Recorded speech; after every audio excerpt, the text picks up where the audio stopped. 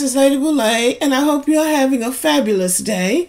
Thank you for your support. Thank you for subscribing to the channel. Thank you for your thumbs up, for your comments, and thank you for sharing the videos. Thank you for all you do to support the channel. And yes, we are commanded to love one another, whether we want to or not, or whether we agree with each other or not. Well, everybody, take a good look at these two women. This is what it looks like when you don't need the black community. You are a black person, but you don't need the black community. You have built your reputation on your beauty, your education, and your connections to white people. So you don't need black people. Now on the left, we have Harris Faulkner, who is an anchor at Fox News, and I think she's been there since 2010. So she's been there. She is a staple at Fox News.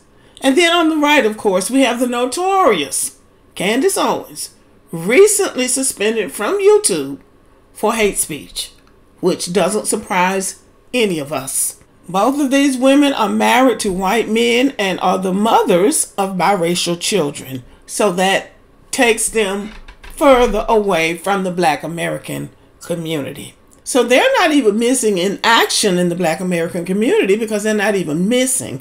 Now, Harris Faulkner, in my opinion, is a reputable journalist.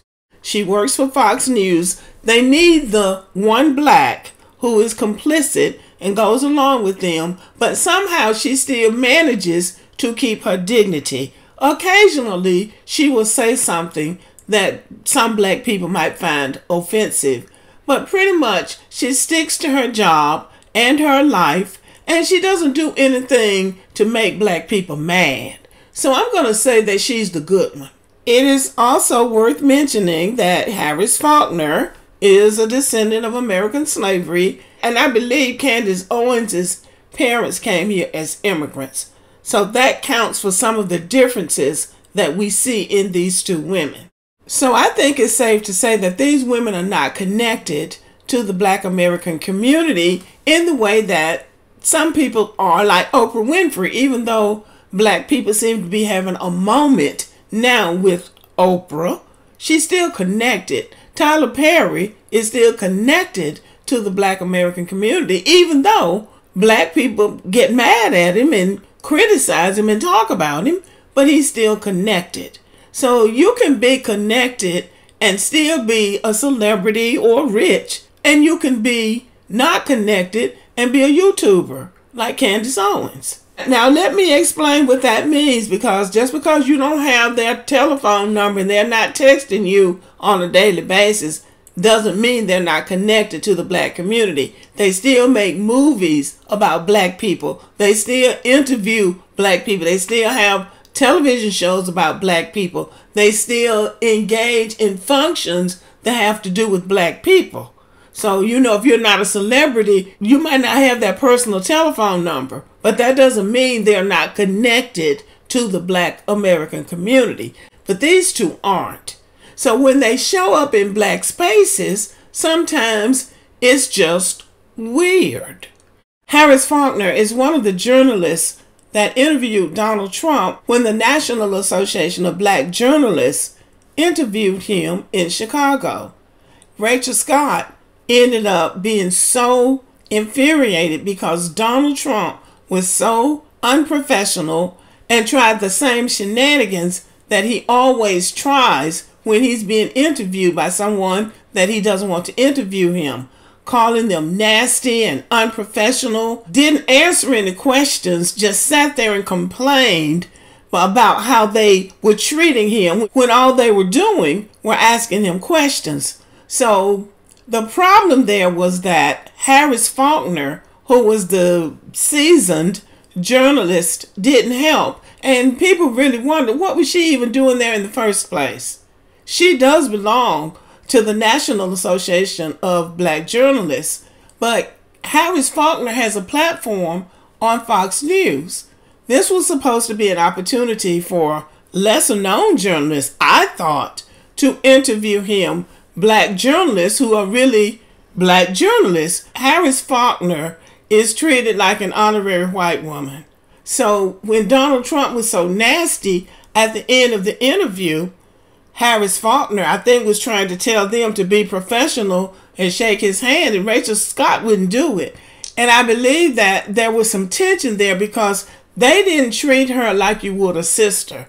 And I don't believe they looked at her as a sister because she's not connected. I think she's very good at what she does. When I watch her, I'm always impressed with her. But I just don't think that they thought she should have been there. I don't think they appreciated her being there. And other black journalists said as much, that she really didn't even have any business there. She could interview Donald Trump on her own TV show on Fox News. So basically just taking up a space that somebody else should have had, because why? Nobody knows. They should have been asking questions about things that are relevant to the Black American community, not sitting there pandering to him. And I think that's how she was seen. But anyway, she just seemed out of place. She seemed out of place.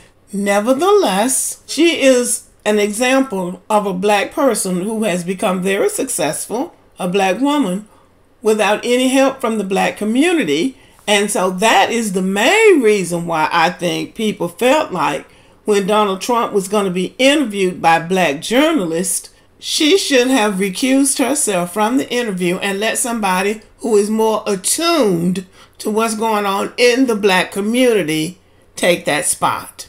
It should have been somebody who is in the black community, somebody who actually needs the black community. And so that wasn't Harris Faulkner.